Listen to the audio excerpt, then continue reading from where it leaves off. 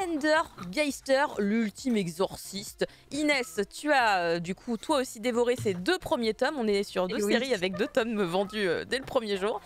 Et bien c'est tant mieux franchement parce que je vais mettre les points sur les i dès le début. Si j'avais lu qu'un seul tome, ma review aurait été complètement différente que si j'ai lu maintenant que j'ai lu les 2 tomes. On est d'accord. Pour être honnête. Donc bon, de quoi que tu parles, le petit Ender Geister du coup, donc c'est allemand de ce que je comprends. Par contre, j'ai jamais fait d'allemand donc aucune idée de ce que ça veut dire.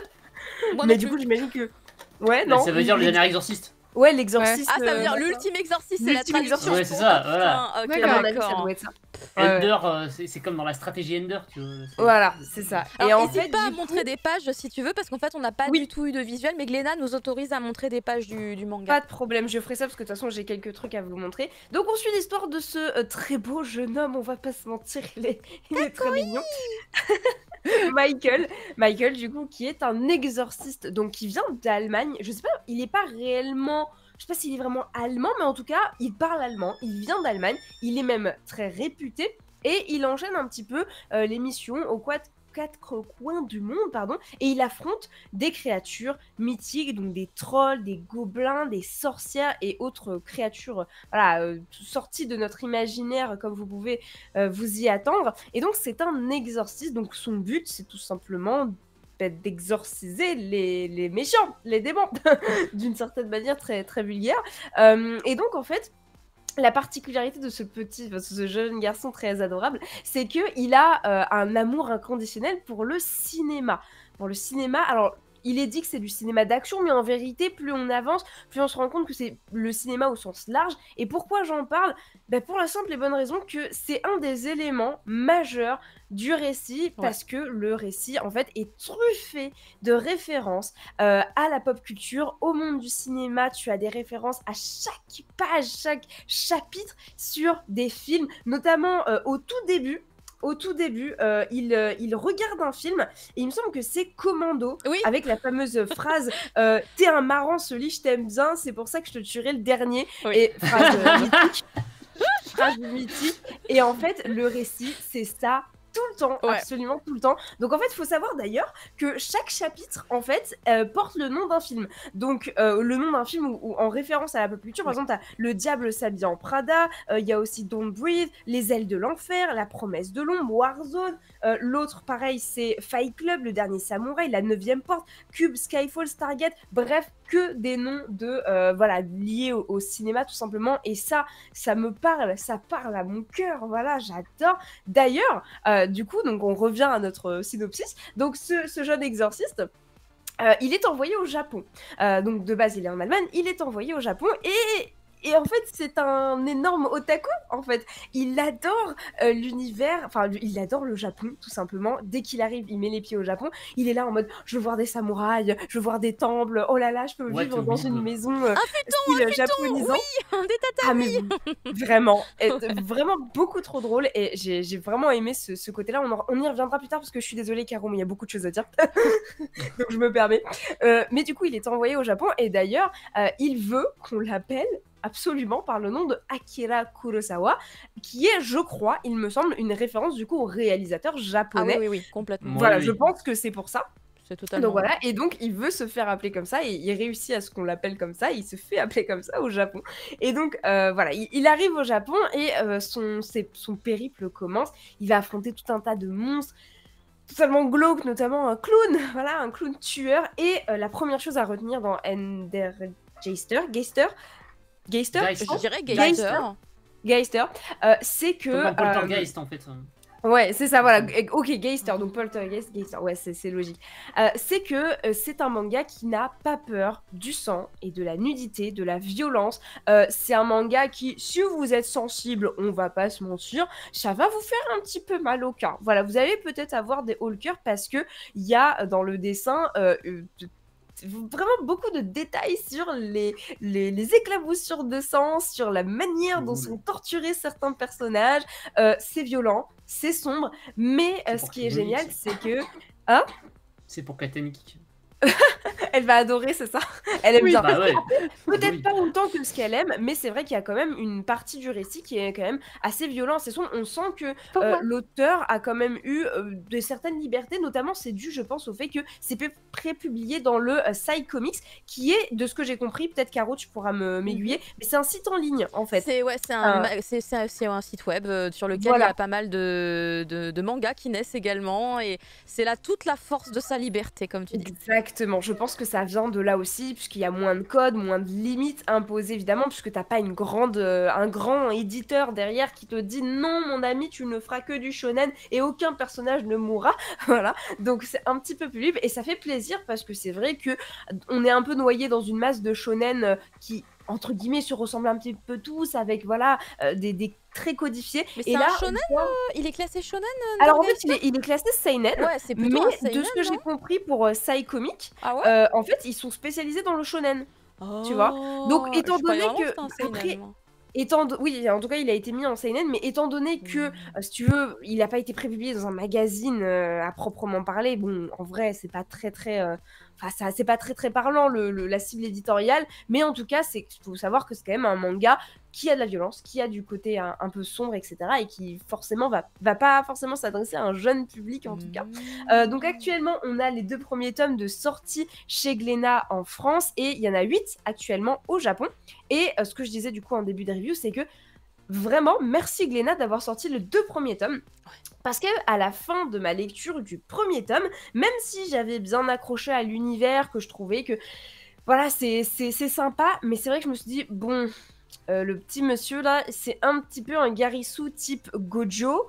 En mode, il est super stylé, il est super badass. Et puis, voilà, on dirait qu'il a un petit background et tout, mais on ne sait pas plus. Bref, le tome 1, pour moi, faut pas s'arrêter là parce que il fallait un petit truc de plus pour donner envie de continuer. Et donc, le tome 2 est là pour ça. Alors, comme je disais, il y a de la nudité, ça, faut pas avoir peur. Et ce qui est génial, c'est le jeu entre le lecteur et le récit, c'est-à-dire que moi, tout bêtement, je me suis dit, tu sais, oh là là, on va voir, tiens, on voit une poitrine, on voit un téton, on voit un sein, ça va peut-être être joué dans le récit, on va peut-être l'entendre dans le dialogue, c'est-à-dire que, imaginons, lui, il va voir donc sa camarade un petit peu se dévêtir à un moment, mais il ne réagit pas. Ça, c'est un truc, tu vois, ça m'a pas mal... J'étais en mode, ah bon, c'est fou.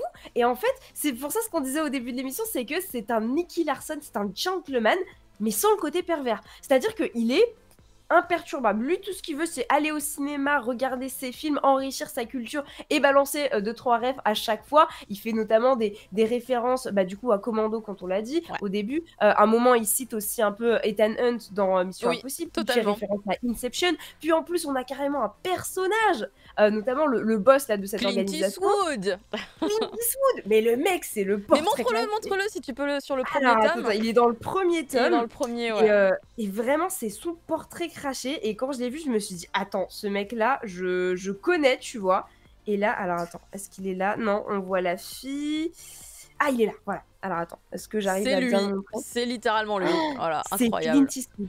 Et c'est vraiment drôle parce qu'en fait, son nom japonais, c'est Toomori, qui veut littéralement dire la forêt de l'ouest. Enfin, tu vois, la forêt de l'Est, exactement. Et j'ai trouvé ça, mais c'est juste génial. Puis à un moment aussi, il cite aussi des scénaristes japonais, notamment Ozu, donc Yasujiro Ozu. Puis après, il fait référence aussi à Mel Gibson, etc. Enfin, il y a vraiment des références en pagaille. Si vous êtes fan de cinéma, écoutez-moi bien, c'est le manga sur lequel il faut que vous vous ruez absolument, parce que je pense que c'est vraiment le côté qui ressort le plus au-delà du scénario, avec le délire exorcisme, cette petite équipe avec cette jeune fille et le personnage dont on parlera parce qu'il est exceptionnel. Vraiment, pour moi, c'est un récit plein d'amour pour le cinéma, un peu comme je l'avais retrouvé avec Fujimoto dans Fire Punch, et après un petit peu moins peut-être, mais dans Chainsaw Man, parce que Fujimoto est quand même vachement Oui, oui. vachement fan de cinéma, mais ça se ressentait plus dans le découpage, les mises en scène, les plans, et cetera, et donc c'était plus subtil. Là, c'est vraiment on te met les références, voilà, dans ta pleine tête et des fois, tu te retrouves 15 minutes à te faire comme ça: «Putain, dans quoi c'est cette référence? Putain, mais je l'ai, il est sur le bout de la langue» et là, tu trouves et c'est trop bien et j'ai vraiment adoré ce côté très ludique du manga où vraiment l'auteur joue avec toi, avec les rêves que tu as, les connaissances que tu as et puis des fois, bon, même si t'as pas envie d'interrompre ta lecture, tu dis, putain, ce nom, ça me dit quelque chose, je vais chercher sur internet et là tu fais, oh là là, c'est lui et tout. Enfin, voilà, bref, j'ai beaucoup aimé cet aspect du manga. Et bien sûr, il y a un personnage principal qui pour moi est vachement fort. Et même si au début je disais que c'était un petit peu un Gojo style Jujutsu Kaisen et tout, un petit peu un Garisu très badass. Bah en fait, je trouve qu'il est très bien équilibré ce personnage parce que déjà, on sent qu'il a une histoire un petit peu, donc on a une amorce avec son maître, qui est une femme. On ne sait pas vraiment ce qui s'est passé entre eux, mais il la cherche. Elle a été repérée il y a pas longtemps. Il l'a perdue de vue et lui, il veut la retrouver. C'est très doux en fait dans la manière d'aborder les choses. T'as pas l'impression qu'il est torturé, ce mec, tu vois. T'as juste l'impression qu'il vit sa vie un peu comme il l'entend, mais que voilà, il a certaines choses qu'il a envie de, bah, cette personne qu'il a envie de revoir. Et puis, il est très fasciné par le Japon, ça, on l'a dit, c'est vraiment génial, puisque ça joue aussi sur le côté très gag du manga. Je m'attendais à avoir quelque chose de très, peut-être, très sérieux, par exemple. Au contraire, Il y a de l'humour cette tout le touche de temps, ouais. sérieux, mais il y a cet humour prédominant, mais qui ne dénote pas avec le récit, tu vois. Ça te sort pas du truc, c'est très bien géré, c'est subtil. Et puis moi, ça m'a fait sourire et j'ai trouvé ça, mais c'était un peu une bouffée d'air frais, tu vois. Je me suis dit, oh, ça fait du bien, tu vois, de temps en temps un petit peu de rigoler. Et puis bien sûr, moi, étant donné que je suis fan de Nicky Larson, parce que j'avais vu l'animé à l'époque de Nicky Larson avec son doublage français, je suis méchant, je suis le méchant, on connaît tous. Mais du coup, c'est cool de revoir un petit peu un personnage dans le même style, mais un peu remis au goût du jour. C'est-à-dire qu'aujourd'hui, c'est vrai que Ryo Saeba, peut-être qu'il aurait du mal. Il aurait du mal à passer dans le lectorat actuel, bah voilà, parce que la société évolue bien sûr. Et du coup, je trouve qu'on a trouvé un certain équilibre entre ce côté humour sans être lourd. Et puis, il n'est pas pervers, au contraire, il n'est pas déstabilisé par la nudité. Enfin, ça, j'ai trouvé ça génial, quoi, tu vois. Alors que je me suis dit, on va s'attarder dessus, ça va être chiant, ça va être lourd, il va saigner du nez. Pas du tout. Pas du tout. Il lui fait pas une réflexion, il lui demande. Enfin, vraiment, j'ai trouvé ça très bien parce que tu sens que le manga se veut un peu plus mature, veut parler peut-être un peu plus à des adultes et moins à des ados en, tu vois, en ébullition. C'est voilà. clairement, on s'adresse à un adulte en fait, hein, vraiment. Exactement. Et pour moi, j'ai trouvé ça vraiment cool parce que j'ai pas eu cette impression que l'auteur nous prenait un peu pour des teubés en chaleur, tu vois. C'est pas méchant, mais j'ai pas eu l'impression qu'il justement il était là en train de s'adresser à des ados prépubères ou quoi. Non, au contraire, on est vraiment sur un récit un peu plus mature qui veut peut-être donner une lecture un peu différente en fait, tout simplement. Et voilà, j'ai trouvé ça génial. L'intrigue avec son maître aussi est assez intéressante et pique ma curiosité. Et puis bien sûr, il y a voilà, le fameux mystère qui entoure ce personnage. Oui, c'est un exorciste, mais lui-même, quelle est sa condition? On ne sait pas vraiment, c'est un peu flou. Et bien sûr, le tome 2 nous laisse quand même sur un petit cliffhanger par rapport à ses origines, etc. Et bien sûr, ça pique la curiosité. On a tout de suite envie d'aller lire le tome 3. Et ça, c'est génial. Donc, pour s'attarder un petit peu sur les dessins, moi, c'est vrai qu'au début, sur le tome 1, j'ai été un petit peu déstabilisée parce que c'est très lisse. En fait, les visages sont très lisses, les scènes aussi, enfin tout est... Ouais, j'ai pas d'autres mots, que tout est très lisse au niveau des visages, au niveau des expressions et tout. Et au début, ça m'a un peu dérangée parce que quand on rencontre en fait ce Michael, on sent que le récit veut te faire un gros focus dessus et te dire lui c'est le personnage principal et du coup t'as quelques scènes un petit peu, t'as une scène notamment qui m'a un peu dérangée où en fait c'est très vide derrière en fait, très on fait le focus sur lui et du coup, bah, il y a pas vraiment de détails dans l'arrière-plan et tout et ça m'a un peu déstabilisée. Mais ne vous inquiétez pas, c'est vraiment le tout début du récit. Plus on avance, plus, bah, on a du détail sur, voilà, bah, typiquement, lui et sa brique de jus et puis on voit des petits monstres, un peu bizarres derrière qui sont super bien travaillés. Je trouve que vraiment le travail graphique sur les monstres est vraiment intéressant. J'aime bien ce détail, ce côté un petit peu pas horreur, mais ouais, un peu horrifique, tu vois. Et puis ce qui est très drôle, c'est qu'on dirait qu'il boit je sais pas, une brique de jus de pomme ou de jus, je sais pas. Et au final, on se rend compte que c'est un gadget, donc il y a plein de petits gadgets aussi. Donc c'est beaucoup de la technologie. Et puis évidemment, dès les premières pages, là je le vois, mais je vous le montre pas parce que j'ai pas de mochi pour cacher. Oui, non, faut pas. Ouais, non, je montre pas, voilà. Voilà, il y a de la nudité, il y a vraiment des choses intéressantes. Et puis lui, en fait, on l'apprend dès le début, il a un pouvoir un peu particulier, je dirais pas lequel pour quand même pas vous gâcher la surprise, mais pour moi, ce pouvoir en lui-même est une référence à un autre manga. Bon, voilà, j'en dis pas plus, j'ai pas envie de spoil, mais voilà, je pense qu'il y a des références absolument partout dans ce... Mais même la manière dont il tient le fusil... Attends, je vous cache les tétés à côté. Mais la manière dont il tient le fusil aussi, il y a quelque chose de vraiment... absolument tout rappelle le cinéma. Et j'ai trouvé ça vraiment cool. Mais c'est vrai que je vais pas vous mentir, le premier tome m'a pas laissé forte impression. C'est vraiment le deuxième où je me suis dit, ok, il y a peut-être un truc, il y a peut-être une double lecture, il y a peut-être un truc intéressant à aller creuser dedans. Donc vraiment, si vous vous penchez sur ce manga, n'hésitez vraiment pas à prendre d'un coup les 2 premiers tomes parce que je pense qu'ils sont très complémentaires et que l'un ne va pas sans l'autre d'une certaine manière. Et puis oui, alors je sais pas si c'est toi, prof, qui disait que il avait fait du hentai avant. Mais oui, il me semble bien. Enfin, ça y ressemble en tout cas. Parce que c'est vrai que quand je vois la manière de dessiner les corps, notamment le corps féminin, je me dis, oh, peut-être. Du hentai, c'est fortement probable. Ouais, bah, chez Hot Manga, il y a Momohime, il me semble, qui est de lui en fait. Est-ce qu'on peut... Attends, c'est quoi son nom que je confirme? Ou là, il le fait sous un autre pseudo peut-être? Bah oui. Ah merde, du coup on peut pas Yokoyama. Mais justement, c'est marrant parce que du coup, son pseudo, il est en allemand aussi, c'est Gesundheit. Ah oui, c'est vrai. Sérieux, mais non. Mais c'est vrai qu'il aime beaucoup l'Allemagne. C'est un auteur qui aime beaucoup l'Allemagne car il a un pote allemand.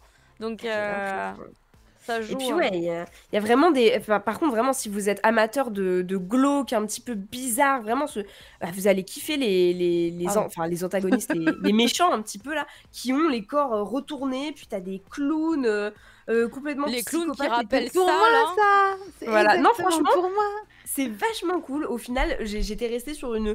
Voilà, en plus, je les ai pas enchaînés les 2 tomes, donc au début, je me dis, bon, il faut que je lise pour le cri du mochi, le 2e tome quand même. Et puis j'ai lu le 2e, je me suis dit, ok, tant mieux. Heureusement que je suis allée sur le 2e. Je les ai enchaînés, j'ai pas pu m'arrêter au premier. Hein. Ah ouais, j'étais en mode, oh non, c'est pas assez. Le premier m'avait pas laissé une très très forte impression, mais ça a été vite balayé par le 2e tome que j'ai plutôt bien apprécié. Et puis ce qui est sympa aussi, c'est que à la fin, bon, moi j'aime bien la bouffe, vous voyez, et du coup à la fin il nous fait une petite recette avec un personnage à chaque fois. Donc le premier c'est le Royal Deluxe, d'ailleurs encore une fois qui vient de je sais plus quel film.